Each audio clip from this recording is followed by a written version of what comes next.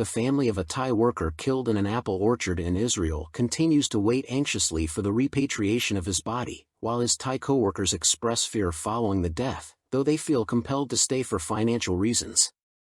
The worker, Nissan Miriam, 42 years old, was a husband and father of 2 children, aged 18 and 12. His family, now left without their main breadwinner, expressed their grief and concern over the lack of information about when his body would be returned from northern Israel. They have received little communication, heightening their distress. Nissan's widow, Fruexa Miriam, 43, shared her anguish from their home in the Ban Kawang village, located in Tambon Kantaram, Krasong district. She explained that she had tried to contact her husband's colleagues, hoping to find out more about the status of his body.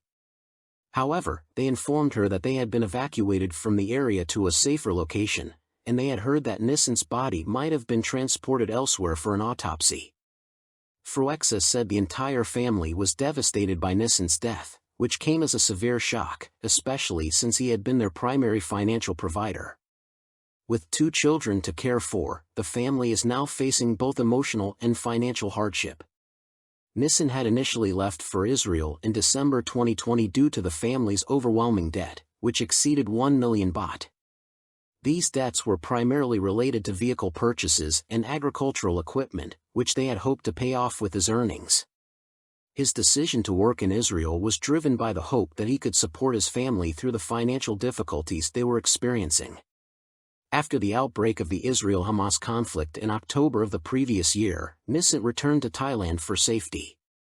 However, 7 months later, his Israeli employer called him back to resume his job as a fruit picker in order to fulfill his 5-year, 3-month employment contract. Despite strong objections from his family, who feared for his safety, Nissan felt the pressure of his family's financial burdens and decided to return to Israel in June 2023. Fruexa explained that she had been in constant contact with her husband since his return to Israel, calling and sending messages to check on his well-being daily. However, her last communication with Nissan took place on Friday morning at 10 a.m., 6 a.m. Israeli time. After that call, her messages went unanswered. Finally, one of Nissan's co-workers reached out to inform her of the devastating news: her husband had been killed. The Thai embassy in Tel Aviv confirmed that a bomb, already present in the apple orchard where Nissan had been working, exploded on Saturday morning, resulting in his death. Another Thai worker, identified only as M, recounted the events of that tragic day in a video call. According to M, they were part of a group of 24 Thai workers employed in the apple orchard. Just before the explosion, the workers were spread out in rows, picking apples. Nissan was working in the 2nd row, while M was in the 4th. When the explosion occurred, all the workers instinctively ducked for cover. Moments later, a fellow worker shouted that Nissan had been struck by the blast and killed. Soldiers quickly arrived on the scene and removed Nissan's body from the orchard. According to M, none of the other Thai workers saw the body after that. M also described the fear that engulfed the remaining Thai workers following the explosion. They were all deeply worried about their safety but felt torn. Despite their fear of the ongoing conflict, they were reluctant to return to Thailand immediately because of the financial obligations they carried toward their families back home. Many of them, like Nissan, had left Thailand to work in Israel due to heavy debts and the need to provide for their families, making the decision to stay a difficult one. Well-known TV host and actor Kan Kantathavorn met with Consumer Protection Police on Sunday morning for interrogation regarding complaints against the Icon Group, a direct sales company. Kan arrived at the Central Investigation Bureau with his lawyer to answer questions posed by the Consumer Protection Police. He stated that he had previously agreed to cooperate with the authorities and hoped that the information and clarification he provided would be useful in their investigation. He stressed that all his responses during the interrogation were based on facts. The questioning session concluded around 1:30 p.m. Following the interrogation, Kan told reporters that he had firmly declared his innocence to the police and had handed over all the information he possessed. He pledged to continue cooperating with the authorities but apologized to reporters and those affected by the case for not being able to provide further details, as the investigation had now entered the judicial process. This interrogation comes amid complaints filed by approximately 740 individuals with the Consumer Protection Police, claiming financial losses amounting to about 266 million baht related to their involvement with the Icon Group's direct sales business. On Saturday, Warathaphon the 41-year-old CEO of the Icon Group, also met with Consumer Protection Police. He expressed his sorrow upon learning that many people had suffered financial losses by investing in the company's direct sales business. Warathaphon assured the public that his company would establish a support center to provide assistance and compensation to those affected. Earlier that Saturday, Consumer Protection Police raided 9 locations in Bangkok and surrounding provinces linked to the Icon Group, searching for evidence to determine whether the company was operating a legitimate business or merely raising funds illegally. Pol Maj Gen Sapan Sarapat, Deputy Commissioner of the Central Investigation Bureau, announced that anyone affected by the situation could file complaints at any police station nationwide, and those abroad could have representatives file complaints on their behalf in Thailand. More than 1/3 of Thais say they will be enraged if they do not receive the 10,000 baht handout in the second phase of the government's digital wallet scheme, according to a recent opinion poll. The poll, conducted by the National Institute of Development Administration, NIDA poll, surveyed 2,000 respondents across the country between October 7 and 9. It aimed to gather public opinions on the distribution of the 10,000 baht cash payment as part of the government's economic stimulus program. The survey found that 56.95% of respondents were eligible for the handout, while 23.95% were not. Another 17% had already received the 10,000 baht payment, and 2.1% were unsure of their eligibility. The poll asked eligible respondents and those unsure of their status to react to 4 different payment scenarios. The government decides to cancel the second phase of the stimulus handout, offering neither cash nor digital money. 41.58% would be very angry. 34.38% not angry at all. 14.56% fairly angry. 9.14% slightly angry. 0.34% had no opinion or were not interested. The government distributes a reduced amount, such as 5,000 baht, in the form of digital money instead of the full 10,000 baht. 40.3% not angry at all. 24.47% very angry. 21.25% fairly angry. 13.64% slightly angry. 0.34% had no opinion or were not interested. The government distributes the full 10,000 baht in digital money. 60.54% not angry at all. 17.53% slightly angry. 12.11% fairly angry. 9.31% very angry. 0.51% had no opinion or were not interested. The government pays the 10,000 baht in 2 installments of 5,000 baht in digital money. 60.88% not angry at all. 20.07% slightly angry. 10.58% fairly angry. 8.3% very angry. 0.17% had no opinion or were not interested. In addition, when respondents who were ineligible for the handout were asked for their views on the scheme, the results were as follows. 29.44% believed the government should give the handout to all groups of people, regardless of income or assets. 25.47% disagreed with the handout entirely, stating that no one should receive the 10,000 baht. 25.25% believed the handout should be given only to vulnerable groups, such as the disabled. 15.66% agreed with the government offering cash or digital money to vulnerable groups in the second phase. 2.3% agreed only with digital money payments in the second phase. 1.88% had no opinion or were not interested. Communities in the provinces of Chiang Rai and Chiang Mai have been hit by 2 waves of severe flooding over the past several weeks, with local residents describing these floods as the worst in decades. Although the floodwaters in most areas have since receded, residents and volunteers are still working to clear the mud and sludge that now covers streets and homes.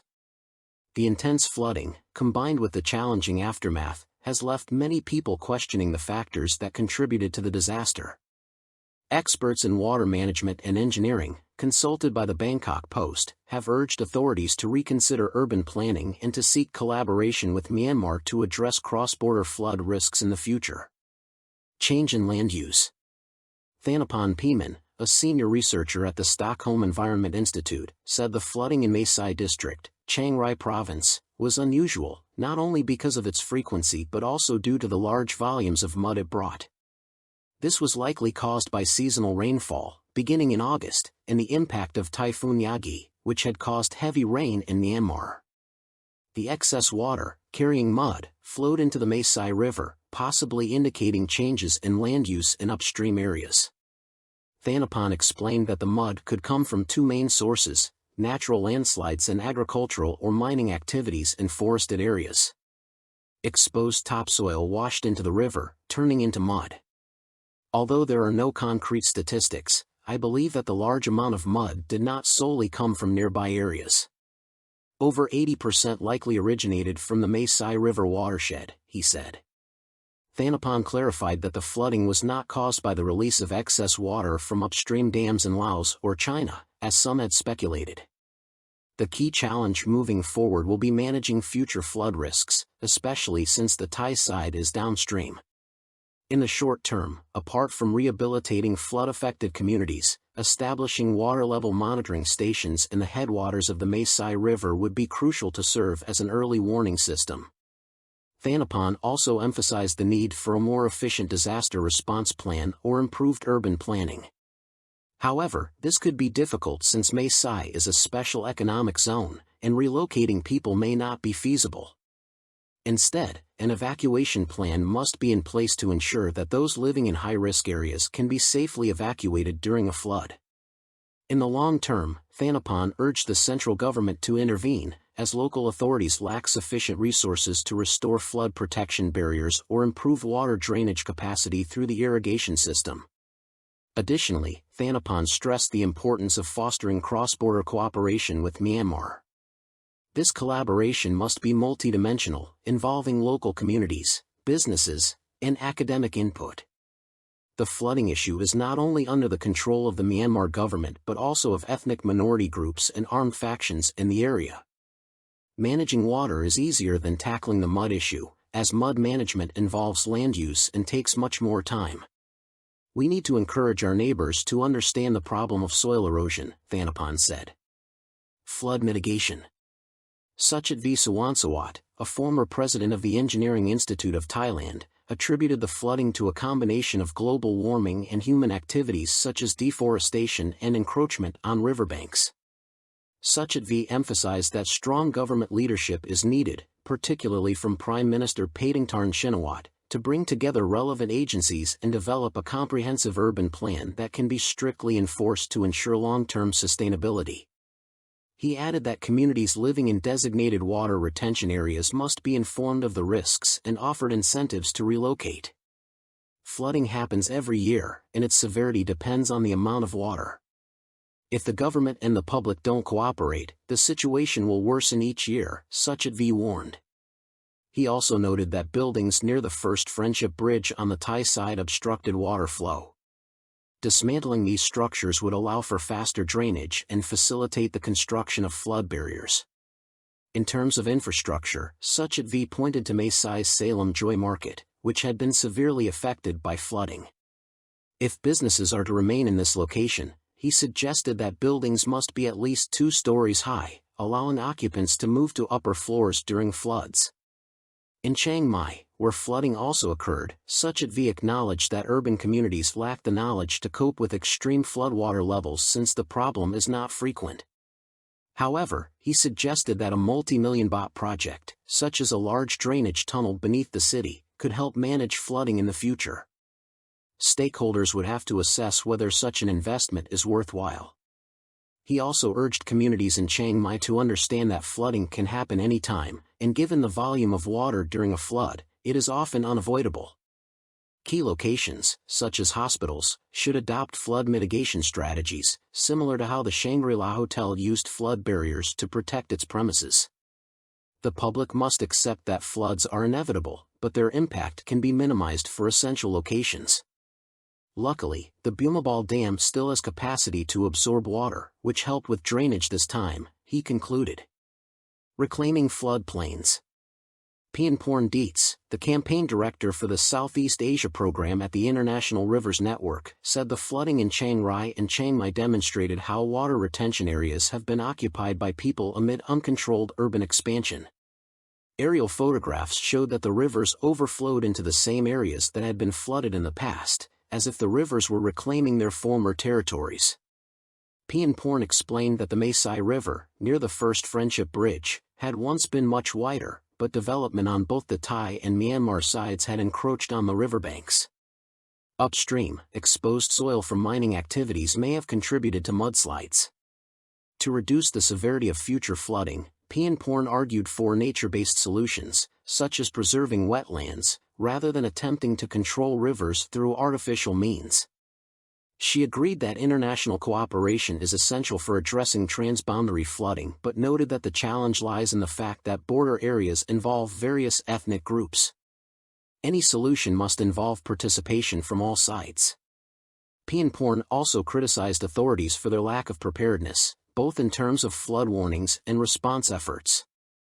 The poor and marginalized populations are often the ones who suffer the most from such disasters, and the government must find ways to help these individuals rebuild their livelihoods. I visited the Nam Kok community in Chiang Rai, and I saw the debris left from small food shops. One electrician lost both his home and his tools, and a community that grew vegetables was completely wiped out, Pianporn recalled.